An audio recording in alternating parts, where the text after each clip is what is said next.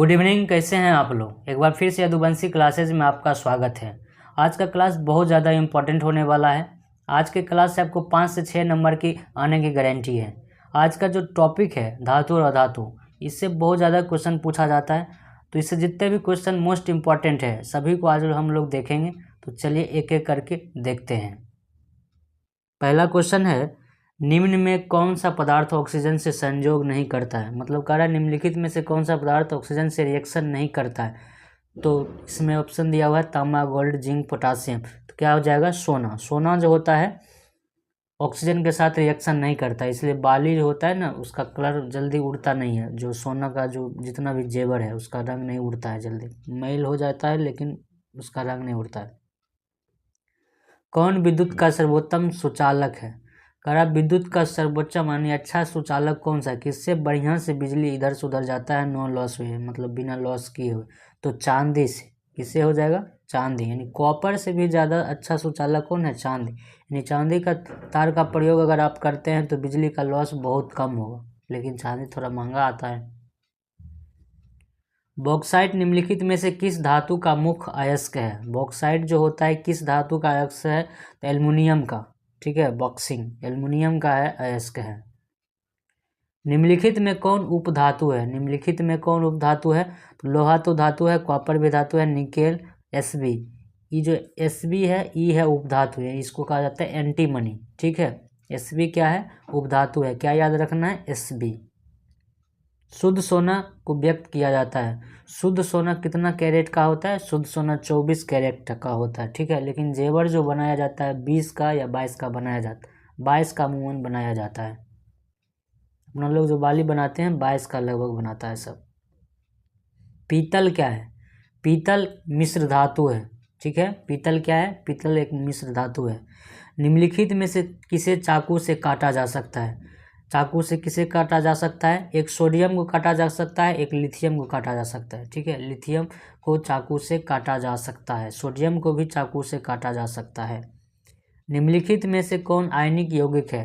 कह रहा निम्नलिखित में से कौन आयनिक यौगिक है, तो CaCl2 कैल्शियम क्लोराइड जो है आयनिक यौगिक है। क्या याद रखना है, CaCl2 कैल्शियम क्लोराइड।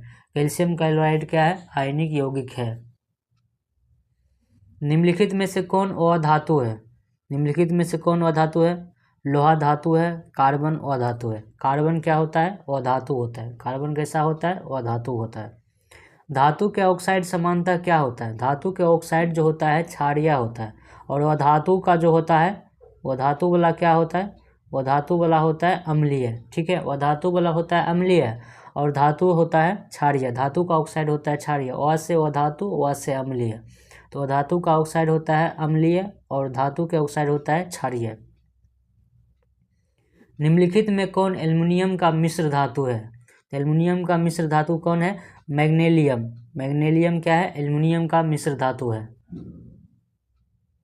कॉपर का निष्कर्षण मुख्यतः किस अयस्क से किया जाता है।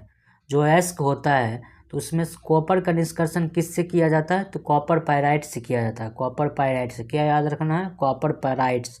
कॉपर पायराइट से कॉपर का निष्कर्षण ज़्यादा किया जाता है। फास्फोरस का आणविक सूत्र क्या होता है। फास्फोरस का आणविक सूत्र होता है P4। P4 क्या होता है, फास्फोरस का आणविक सूत्र होता है। सोना निम्नलिखित में से किस द्रव में घुल जाता है। सोना जो होता है किसमें घुल जाता है, अम्लराज में घुल जाता है। ठीक है, तो जो छल कपट करने वाला आदमी होता है ना, जो ठगने वाला आदमी होता है, तो गांव में जाता है, लेडीज लोग को ठग लेता है, सोना साफ करने के बहाना अम्लराज में घुला देता है, बस इसके कारण सोना उसी में घुल कर रह जाता है। ठीक है, रहता है एक भरे के जेवर तो हो जाता है आधा भरे, और इसी तरह से लेके भाग जाता है सोना को। कौन सा धातु कमरे के ताप पर द्रव में रहता है। कौन सा धातु कमरे के ताप में द्रव में रहता है, ब्रोमीन। ब्रोमीन एक ऐसा धातु है जो द्रव अवस्था में रहता है। ठीक है, ब्रोमीन। सीसा और टीन की मिश्र धातु को क्या कहा जाता है। सीसा और टीन के मिश्र धातु को कहा जाता है सोल्डर। सीसा और टीन के मिश्र धातु को क्या कहा जाता है, सोल्डर कहा जाता है। क्या याद रखना है, सोल्डर याद रखना है। ठीक है, निम्नलिखित में से कौन अधिक अभिक्रियाशील है। कह रहा है निम्नलिखित में से कौन अधिक अभिक्रियाशील है, तो निम्नलिखित में कौन सा अभिक्रियाशील होगा, तो हो जाएगा कॉपर। कॉपर जो होता है जितना भी चारों है, कॉपर है, Hg है, Ag है, Au है, यानी कॉपर है, पारा है, चांदी है, सोना है, ये चारों में सबसे ज़्यादा अभिक्रियाशील कौन है? कॉपर, जल्दी रिएक्शन कर लेता है। निम्नलिखित में से कौन अति ज्वलनशील है? सबसे ज़्यादा ज्वलनशील कौन सा है? श्वेत फास्फोरस।